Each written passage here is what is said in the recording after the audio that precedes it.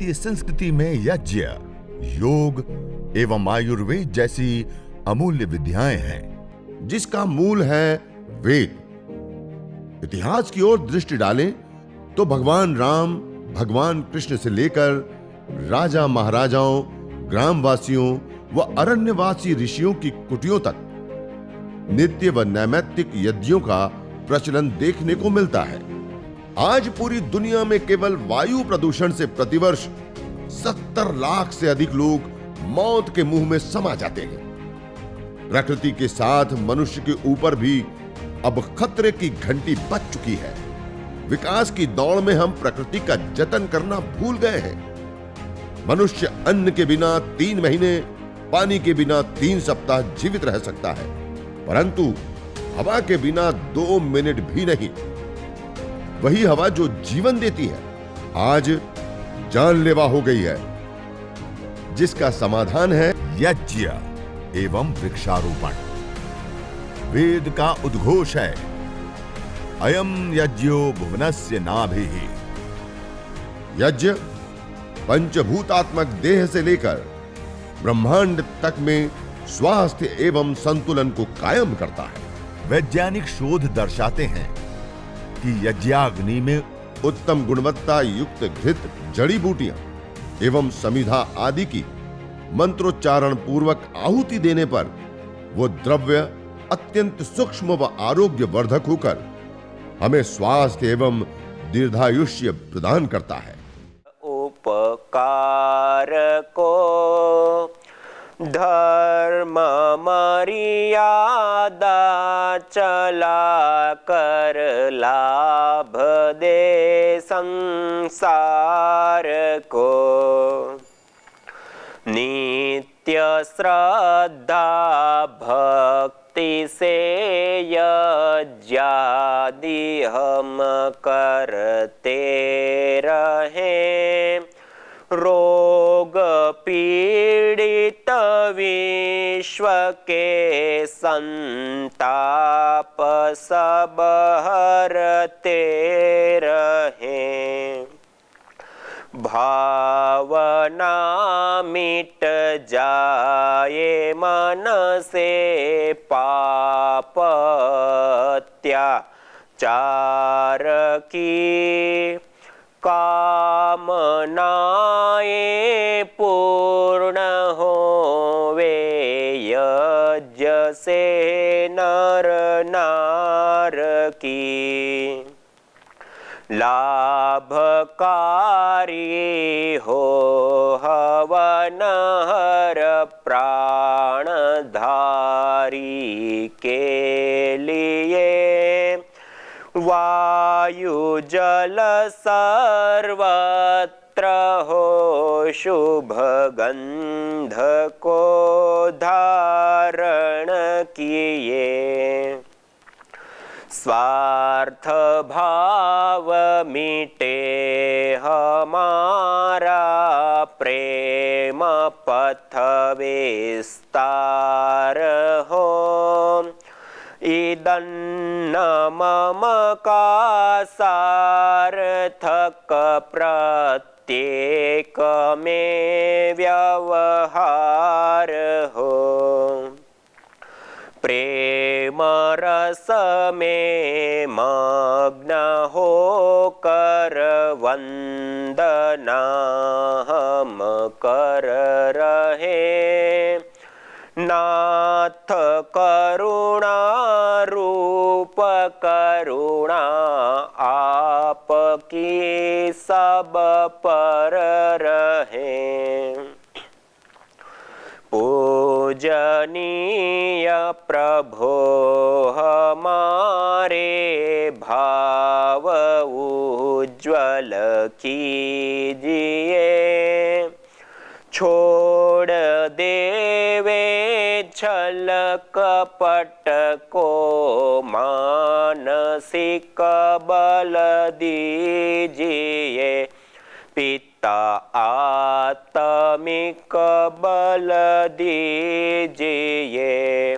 आध्यात्मिक बल दीजिए।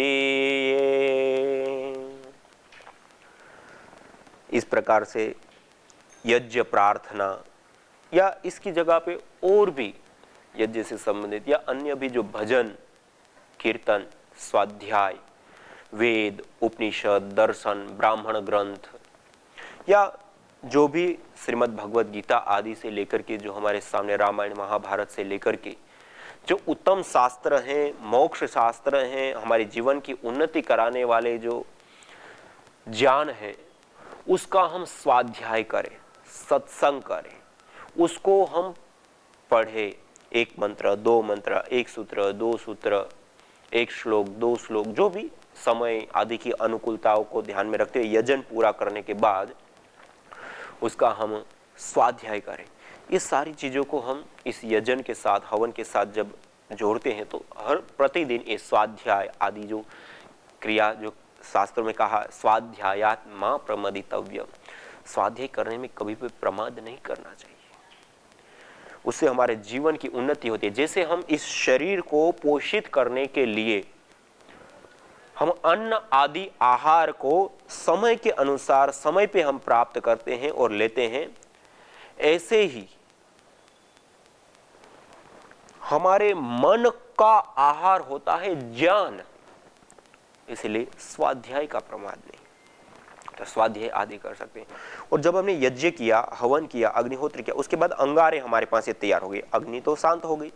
अब यह जो अंगारे हमारे सामने रह गए उन अंगारों के ऊपर थोड़ी सी मात्रा में यह मेरे पास गुग्गुल रखा हुआ है। यह एक पेड़ विशेष का निर्यास गोंद होता है, इसको गुग्गुल बोलते हैं।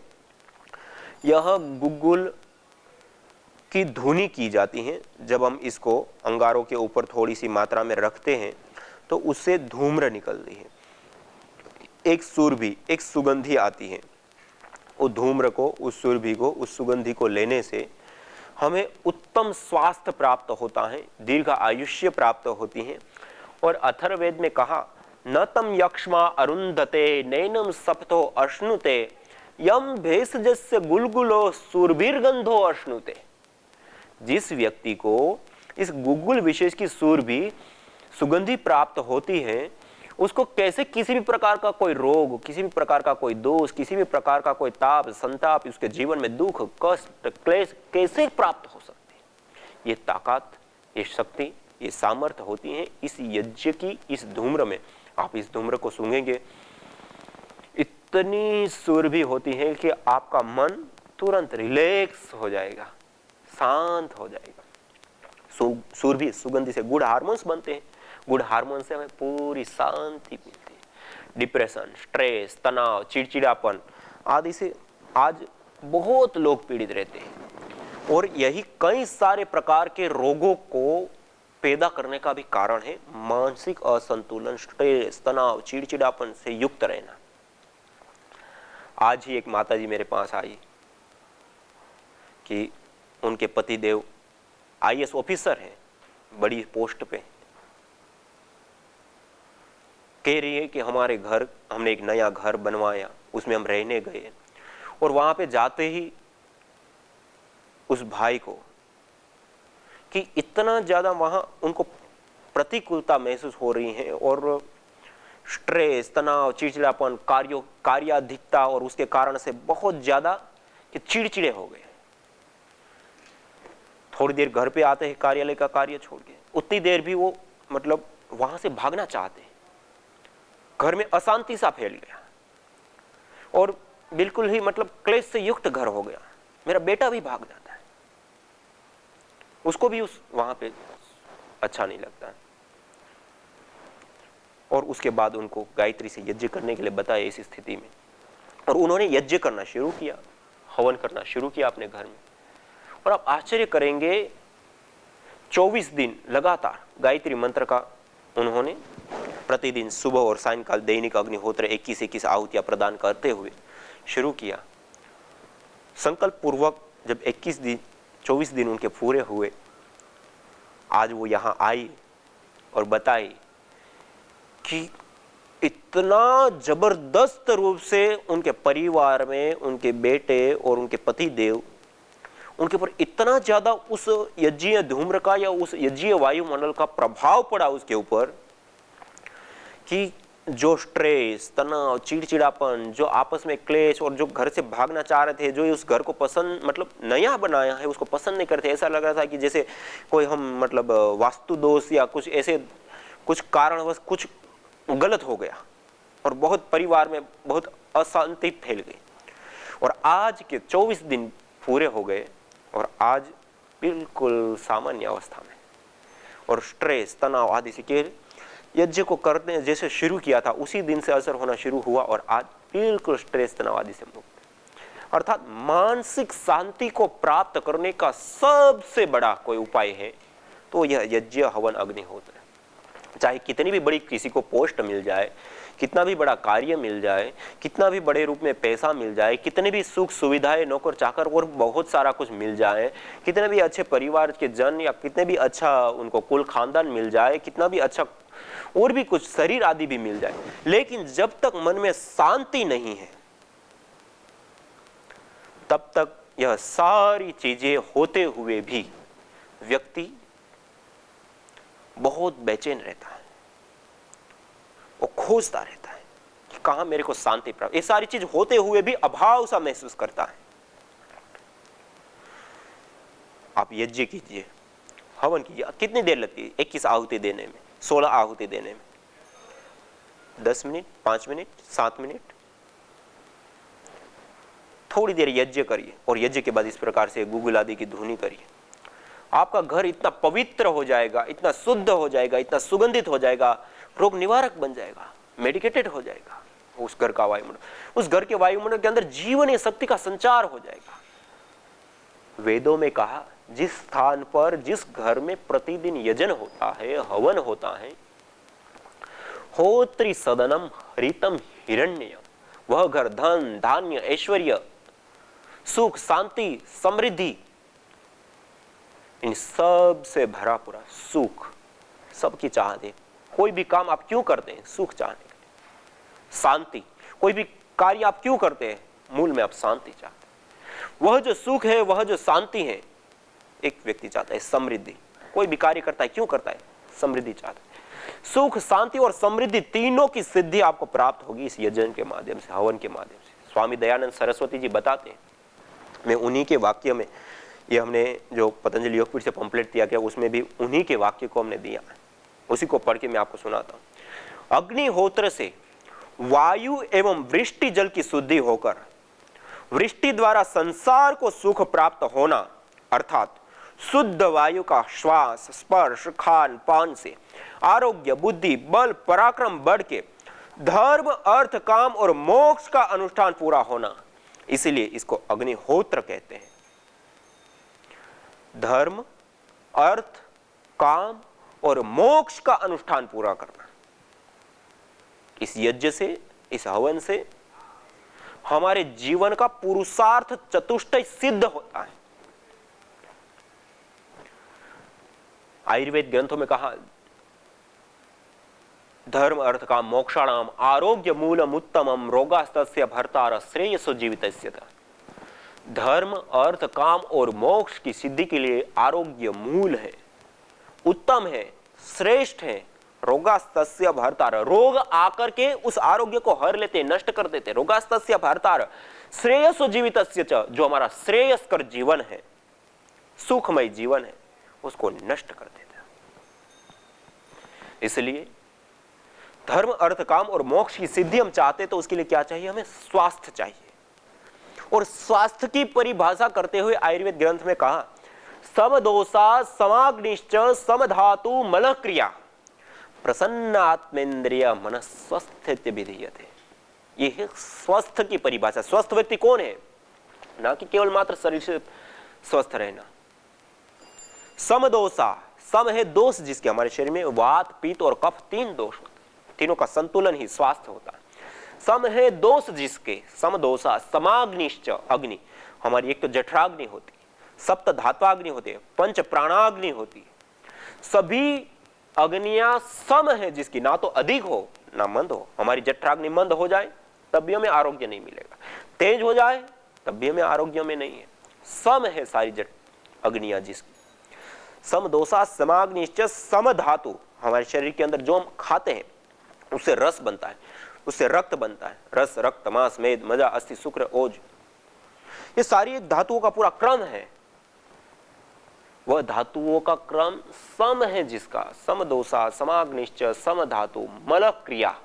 मल, हमारे शरीर के अंदर कई प्रकार के मल है। ये नाखून भी एक प्रकार का मल है हमारे शरीर का, रोमे, बाल मल है, पसीना आता है मल है, जिसको मल मूत्र के नाम से हम जानते हैं वो भी मल है।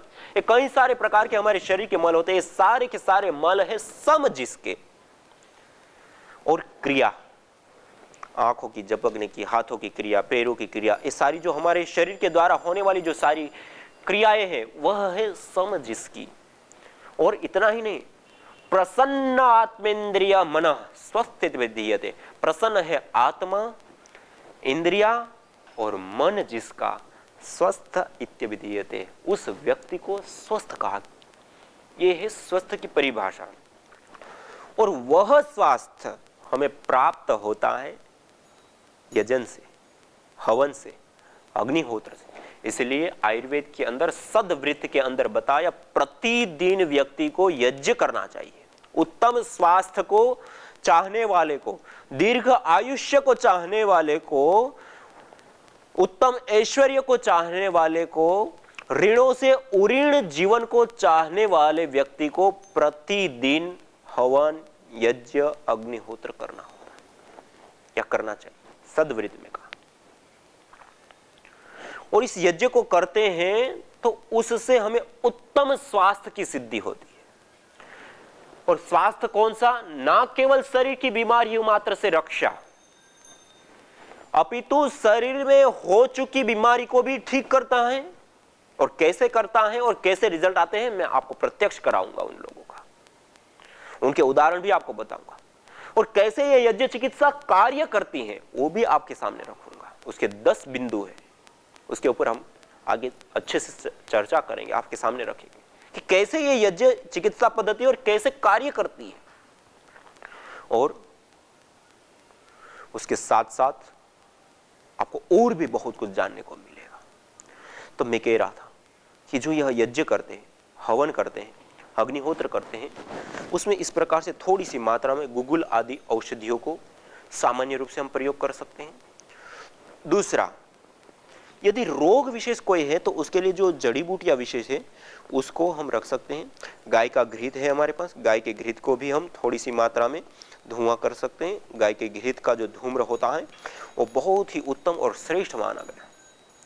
और आपकी जानकारी के लिए सामान्य रूप से बताऊं, बाकी हम आगे बहुत माइक्रोबायोलॉजी की जब चर्चा आएगी तो उसके ऊपर हम चर्चा करेंगे कि आज वर्तमान में सूक्ष्म जीव, बैक्टीरिया, वायरस, फंगस के कारण बहुत बड़ी मात्रा में बीमारियां फैल रही और बहुत लोग इसके कारण भयभीत है। तो ऐसे थोड़ी सी मात्रा में अंगारे तैयार करके और उसके ऊपर गाय का घृत डालिए, वच डालिए, काली मिर्च डालिए, लौंग डालिए, एक कुछ ऐसी जड़ी बूटियां, गाय के घी का धुआं करने से यह जो धुआं होता है वो धुआं बैक्टीरिया, वायरस, फंगस आदि को नष्ट कर देता है, दूर कर देता है, खत्म कर देता है। जो बीमारियां हमें देते हैं वो बीमारियां इस वायु से दूर हो जाती। और देखिए, हम जिस जीवन को जी रहे हैं, इस जीवन को जीने के लिए हमें एनर्जी की आवश्यकता होती है, ऊर्जा की आवश्यकता होती है, शक्ति की आवश्यकता होती है। वह एनर्जी, ऊर्जा, शक्ति हम प्राप्त करते हैं आहार के माध्यम से। और वह आहार हम लेते हैं 3 रूपों में। कितने रूपों में? 3 रूपों में। जो हम 3 रूपों में आहार लेते हैं उसमें सबसे पहला है ठोस, अर्थात रोटी, चावल, दाल आदि। दूसरा है द्रव, पानी, जूस, दूध आदि। और तीसरा है गैस, अर्थात वायु। इन 3 रूपों में हम आहार को लेते हैं। और इन 3 रूपों में सबसे अधिक लिए जाने वाला हमारा कोई आहार होता है, यदि उसको हम देखें तो हम दिन में कितनी बार भोजन करते हैं? 2 बार, 3 बार। ठोस रोटी, चावल, दाल आदि कितनी बार खाते हैं? 2 से 3 बार। पानी कितनी बार पीते हैं? 5 से 10 बार। गर्मी में ज्यादा, ठंडी में कम। लेकिन हम इसी 24 घंटे के अंदर गैस रूप आहार कितना हम लेते हैं? हम कल्पना कर सकते हैं। एनी टाइम 24 घंटे खाते पीते उठते बैठते बात करते, हर समय यहां तक कि सो जाते हैं तब भी ये वायु रूप आहार निरंतर चालू होता है। अर्थात 24 घंटे में सर्वाधिक आहार हम कोई लेते हैं तो वह आहार है वायु रूप आहार। और सर्वाधिक तो है ही है, लेकिन सर्वाधिक के साथ साथ सबसे इंपॉर्टेंट भी, इन 3 आहारों में सबसे इंपॉर्टेंट भी हमारा कोई आहार होता है तो वह भी आहार होता है वायु रूप आहार। हम भोजन रोटी चावल दाल आदि ना खाएं तब भी हम 3 महीने तक जीवित रह सकते हैं। हम द्रव रूप आहार पानी दूध जूस इसको ना लें तब भी हम 2 से 3 सप्ताह जीवित रह सकते हैं। लेकिन वायु रूप आहार ना ले तो 2 से 3 मिनट भी हम जिंदा नहीं रह सकते। कहने का अभिप्राय है कि सबसे ज्यादा और सबसे इंपॉर्टेंट हमारा कोई आहार है तो वह होता है वायु रूप आहार, जिसको हम 24 घंटा लेते हैं एनी टाइम। और जिस वायु रूप आहार को हम ले रहे हैं वह वायु रूप आहार कैसा है, उसकी क्वालिटी कैसी है, वो डिपेंड करता है हमारा स्वास्थ्य को देने या हरने में। आज जिस प्रकार से अंधाधुंध रूप से शहरीकरण बढ़ रहे हैं, औद्योगिकीकरण बढ़ रहा है, हम एक विकास की अंधी दौड़ में अपने ही हाथों से अपने पैरों पर हम कुल्हाड़ी चला रहे हैं। आज वायु प्रदूषण के कारण पूरी दुनिया में 70 लाख से अधिक लोग, छोटा आंकड़ा नहीं, 70 लाख से अधिक लोग मौत के मुंह में समा जाते केवल मात्र वायु प्रदूषण के कारण। जो वायु हमें जीवन देती है वही आज जीवन ले रही है। किस कारण? वो वायु संतुलित नहीं, प्रदूषित हो चुकी है। और उस वायु को शुद्ध करना, उस वायु को पवित्र करना, उस वायु को सुगंधित करना, उस वायु को मेडिकेटेड करना, उस वायु के अंदर जीवनीय शक्ति का संचार करने का कार्य सरल सहज और सस्ते तरीके से किसी माध्यम से हो सकता है तो वह है यज्ञ हवन अग्निहोत्र। यह यज्ञ के साथ जुड़ी हुई एक बहुत महत्वपूर्ण और विशेष बात है और उसके ऊपर मैं आगे आपको बताऊंगा। लेकिन अभी मैं बता रहा था कि यह जो वायु रूप हमारा आहार वो सबसे ज्यादा और सबसे इंपॉर्टेंट है और उसी के आधार पे हमें स्वास्थ्य अस्वास्थ्य प्राप्त होता है। और आयुर्वेद के अंदर हमारे शरीर के अंदर वात पित्त और कफ 3 दोषों का दर्शन दिखाए गए और वो तीनों दोष जब संतुलित अवस्था में रहते हैं तो हमें उत्तम स्वास्थ्य मिलता है। और यही जब आगे पीछे हो जाते हैं, असंतुलित हो जाते हैं तो उससे हमें रोग प्राप्त होते हैं। इसलिए आयुर्वेद के अंदर जितने भी हम पदार्थ धरती पर पाए जाते हैं या खाद्य पदार्थ है, उन पदार्थों के अंदर रसों को जाना गया। अर्थात 6 रस होते हैं, मधुर, अम्ल, लवण, कटु, तिक्त और कसाय। 6 रस होते हैं। धरती पर जितने भी पदार्थ पाए जाते हैं, इन पदार्थों को आप देखेंगे, चखेंगे तो उसके अंदर ये 6 के अलावा कोई 7वां रस नहीं होता। ये हमारी ऋषियों की कितनी बड़ी विद्या और कितना बड़ा रिसर्च।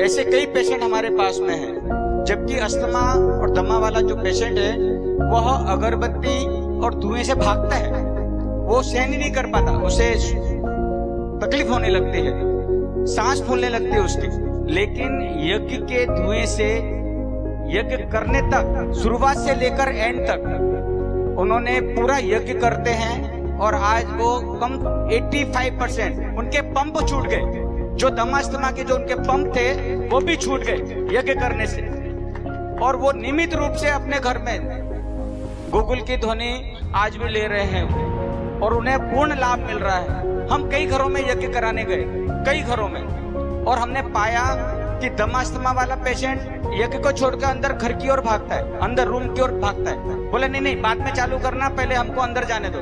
तो हमने उनको बताया कि जब आपको तकलीफ होने लगे तब आप अंदर चले जाना, जब तक तो बैठो, अभी तो हमने कुछ भी जलाया नहीं है। जब जलेगा, धुआं होगा, तब आपको महसूस होगा ऐसा कि चलो कोई बात नहीं, हम तकलीफ हो रही है तो आप अंदर चले जाना। तो हमने ऐसा पाया कि जैसे ही हमने यज्ञ चालू किया, यज्ञ चालू करने के बाद में जैसे हमने घी की उसमें आहुति चालू की और वो व्यक्ति पूरा यज्ञ के समय तक बैठा रहा और पूरा लाभ उसे मिला। तो दमा अस्थमा वाले पेशेंट को तो मैं बोलूंगा कि उसे नियमित रूप से यज्ञ करना चाहिए। यज्ञ भारतीय संस्कृति का मूल है। तो आइए हम संकल्प लें, संसार के श्रेष्ठतम कर्म यज्ञ को अपनाएं। पिंड और ब्रह्मांड में संतुलन कायम करने वाले यज्ञ को अपने जीवन का अभिन्न अंग बनाएं एवं प्रकृति मां के प्रति अपने ऋणों को अदा करें। विश्व स्वास्थ्य का एक नारा, यज्ञ से होगा जग उजियारा। भारतीय संस्कृति की अमूल्य विरासत यज्ञ की महिमा को जानने हेतु वैदिक चैनल पर प्रतिदिन प्रातः एवं सायं 11:30 बजे यज्ञ महिमा कार्यक्रम से जुड़ें। विशेष जानकारी हेतु संपर्क करें। मोबाइल 9068565306।